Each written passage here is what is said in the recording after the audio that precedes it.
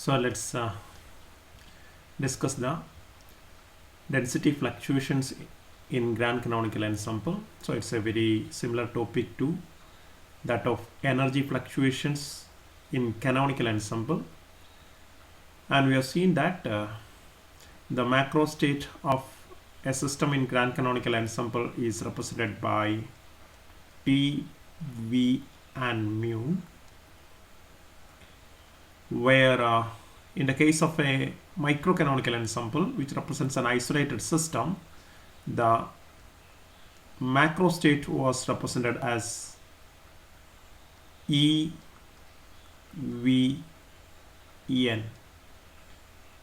So comparing the two, you can understand that the grand canonical ensemble, which is best fit to analyze open systems where both energy as well as the number of particles vary, the variable chemical potential mu is replacing the number n, and the temperature is replacing the energy E as the macro state variable. And while we discussed about the energy fluctuation in canonical ensemble, we have seen that in the thermodynamic limit, the energy fluctuations are quite negligible. Even though theoretically in a canonical ensemble, the energy of the system can vary anywhere between 0 and infinity, the actual fluctuations that happen in a system is quite negligible once you consider the behavior of the system in the thermodynamic limit. In the same manner, when we discuss the fluctuation in the number as well as the fluctuation in energy for a system under grand canonical ensemble also, we can show that in the thermodynamic limit both of these fluctuations are again negligible, which means that in thermodynamic limit the properties of the system as predicted by the grand canonical ensemble formalism will be the same which will be predicted by treating the system as a member of any other ensemble, which says that all ensemble formalisms are equivalent in the thermodynamic limit. In order to establish this fact once again, we are considering the density fluctuations for a system in grand canonical ensemble. Here by density we mean the number density, and the task of doing the energy fluctuations in the grand canonical ensemble, I am leaving it as a work for you to just refer upon. And so we can see that in the grand canonical ensemble both NR and ES, these were the symbols that we have been using for the number of particles of the system and the energy of the system, can vary from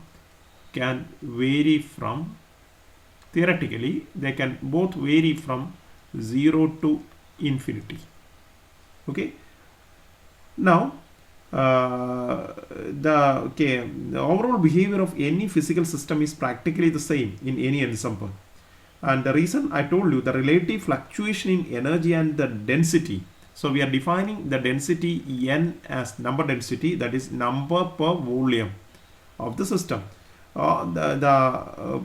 Relative fluctuations in energy and density from one member to another in an ensemble is quite negligible in the thermodynamic limit.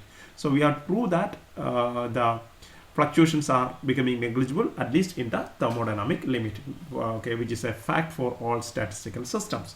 So in order to do that, we are trying to follow the same steps that we have been doing for energy fluctuation in canonical ensemble. So we have to obtain what is known as the root mean square fluctuation in the number of particles of a system.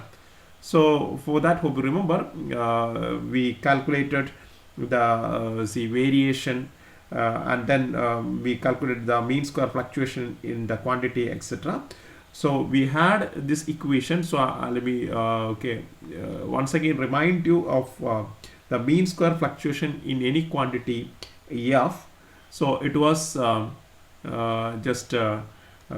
we defined it as delta F square, okay, mean, that's equal to the mean of the square minus square of the mean. Okay, so this was the way in which we represented that quantity. So in order to do that, here f is equal to n. So here f is equal to n or n bar, we can say. Okay, so let's calculate this one. So what we need is we can start with, we have the number, the average number of particles in the grand canonical ensemble system, n bar. N bar by definition of ensemble average, n bar is equal to, that's given by sum over R and S values, all accessible microstates, PRS, the probability distribution, Gibbs distribution in grand canonical ensemble, multiplied by NR. So this is the common equation, and you know, on substituting for the value of PRS, we will get this one is equal to sum over RS, okay.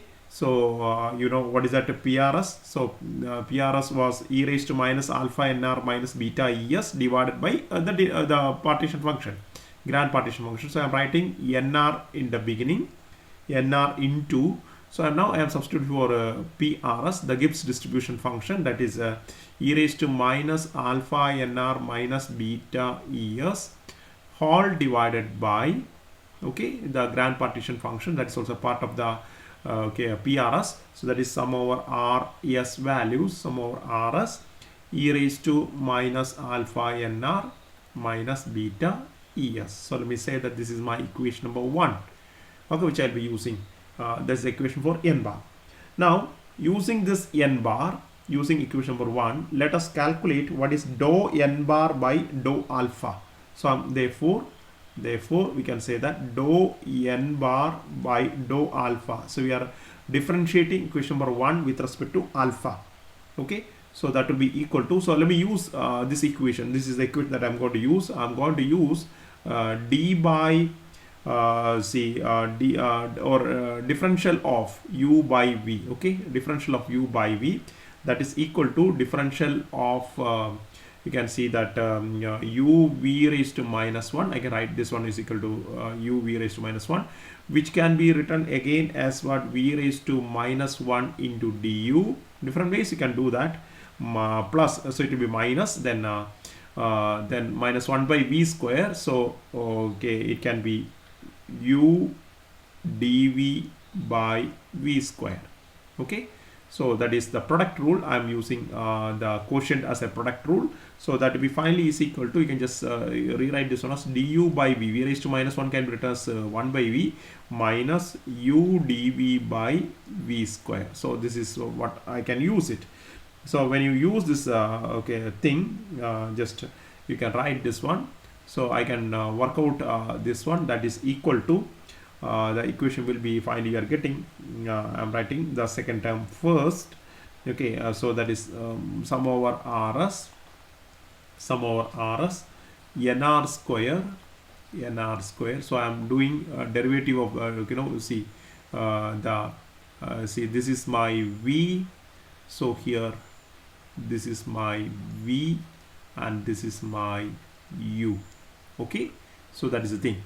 So that is the result will be like minus sum over RS nr square e raised to minus alpha nr minus beta es, right, divided by sum over RS e raised to, okay, so I have taken the derivative of the numerator, e raised to minus alpha nr minus beta es. So that is the first term. Then okay, see minus it will become plus, right? So it will be equal to the second term will be plus. So it's sum over RS. The net effect will be like this. You can just check it. Oh, I'm skipping one step out of here. nr e raised to minus alpha nr minus beta es whole divided by sum over RS e raised to minus alpha nr minus beta es. The missing step has been already done. Similar step has been already done. It will be whole square. It was already done while we discussed the energy fluctuation in canonical ensemble. So I am not devoting time for that. So that will be equal to, so now by comparing to equation number 1, you can see that this particular thing nr square into, and the remaining term is PRS. So that is nothing but minus of equation number 1, right, of n bar square. I can say nr square is there, so it is minus of we can say see that just n square bar, that is minus of n square bar, then plus second one is nothing but n bar the whole square, minus of n square bar, and second one is what, n bar the whole square. So we can say this is equation number, you can call it as equation number 2. And now see, since mean square fluctuation is defined in the other way, but you can see the mean square fluctuation, there is an extra negative sign here. Mean square fluctuation in n bar is given by in the number that is given by delta n the square bar, mean square fluctuation, that is equal to, it's given by n square bar, it should be n square bar minus n bar square, so which is negative of equation number 2. So I can say that, so this is equal to minus dou n bar by dou alpha. When you take this derivatives, of course beta and es are treated as constants, okay, and I think you remember that dou by dou alpha, we remember one identity which we have proved earlier, that it can be written as minus kt dou by dou mu. Dou by dou alpha is equal to minus kt dou by dou mu. So substituting that equation here, this minus is gone and it becomes dou t kt into dou by dou mu of n bar, dou by dou mu of n bar. So we call this as equation number 3. So that is what we get. And so this is a mean square fluctuation in the number of particles in a system of grand canonical ensemble. Now from that equation, let's move on to we have to finally calculate the root mean square fluctuation. So let's make some modification here. So let's define the number density of particles. Let n equal to capital N by V be the particle density. Let this be the particle density of the system, be the particle density, and hence V is equal to, we are also defining the average volume available per particle of the system. So that is small v, it's equal to total volume available to the system divided by what, the number of particles. So that is the average volume available. We are taking these density terms, available per particle of the medium, particle of the system, per particle of the system, per particle of the system. Therefore with these definitions we are going to redefine this quantity. Therefore the root mean square fluctuation, therefore the RMS fluctuation, root mean square fluctuation in the particle density, instead of the direct number, we are finding out the root mean square fluctuation in the particle density. We can write this one, express this one as, because since it is proportional to the volume, there is no other mathematical difficulties there. So it will be delta n, so n being small n being the particle density, delta n square,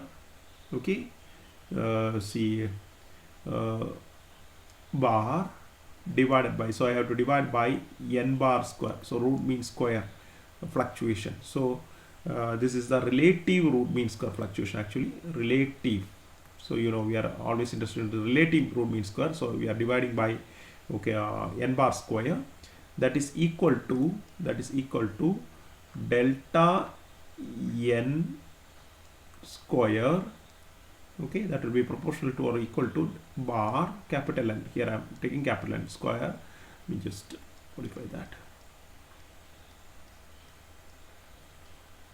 Let me rewrite. So that is delta n the square bar that's okay, expressed in terms of the total number divided by n bar square, because they are both are connected by the Boolean. So that is equal to, which we have obtained. Okay, so the numerator is already obtained by equation number 3. So what is equation number 3 giving? That is kt dou n bar by dou mu, right? So that is equal to kt dou n bar by dou mu by equation number 3 divided by then this quantity, that is what, n bar square.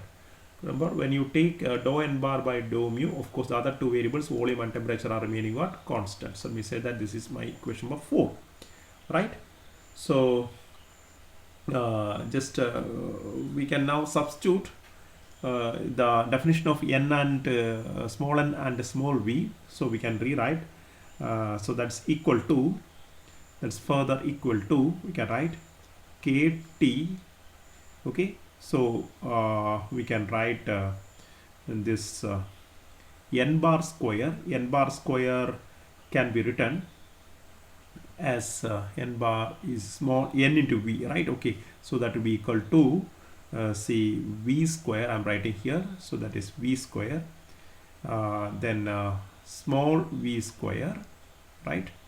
So because of this relationship, so v is equal to v by n bar, and so we can take this one, see, right? And therefore we can use this is a small v, I can use n bar as capital V by small v. Okay, so that is written here, n bar square I am writing as v square by small v square, that small v square is going to the numerator. So then it is dou by dou mu of n bar is again written as what? So from this n bar is written as capital V by small v. Okay, so that is t comma v remaining constant. So that is finally equal to kt v square. So you can just, since here both v is treated as a constant in the partial derivative, so one of the v can be cancelled with this v here.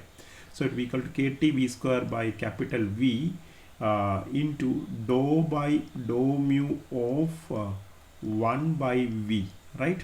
Dou by dou mu of 1 by v will be equal to I can write, see, we can do that. So dou of 1 by v, if you keep dou of 1 by v is equal to minus 1 by v square into dou v.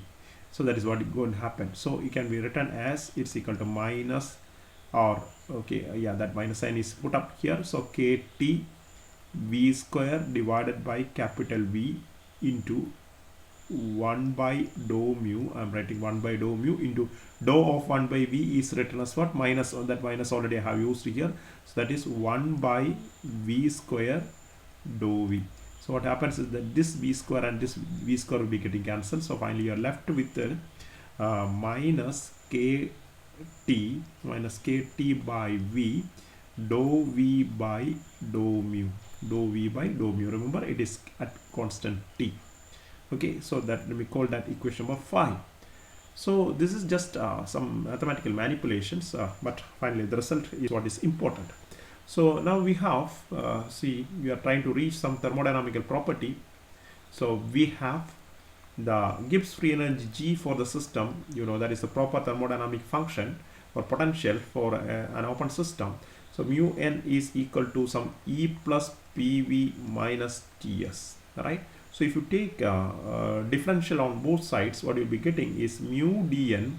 So I'm taking differential from here, so PdV, okay, plus n d mu, that will be equal to, so E is equal to, I can write TdS, for E I can substitute, okay, TdS minus PdV, then plus what, mu dn, so that is for dE, this is from dE, this entire thing is from first law of thermodynamics in differential form, then plus PdV, okay, PdV, I'm taking the see differential of the second term, the product rule, plus VdP, then minus TdS plus SdT. Okay, we have done these things while we discussed the first module. So you can see that certain things are getting cancelled. For example, TdS and minus TdS will be getting cancelled. PdV and yes, plus PdV will be getting cancelled. Similarly, yes, mu dn Okay, mu dn is here on the left side and mu dn is on the right side. So what you are finally left with is n d mu will be equal to v dp, right? So v dp is there, and then s dt plus s dt. Okay, sorry, that will be minus, right? That will be minus because there is a minus sign here. So that will be minus s dt here over. So therefore d mu is equal to, I can get for substitute for d mu is equal to v dp, or we can just rewrite that as a product. So that is equal to v by n. I'm taking n to the other side, so v by n dp minus s by n dt, minus by n dt. And that is, what is this v by n? That is small v. Okay, so that is small v dp minus, what is capital S by n? Capital S by n is nothing but the entropy per unit volume, so let's call it a small s. So that becomes an intrinsic property. Okay, so small s, which is entropy per unit per number, not volume, entropy per number. So that is a small s dt. So both this small v and small s are now behaving as intrinsic parameters, which is independent of the number now. It's a density like function. So let me call this equation number 6. Now we are treating the grand canonical ensemble systems as at a constant temperature. So at constant temperature, what will happen? At constant temperature, because TV mu is the macro state. At constant temperature,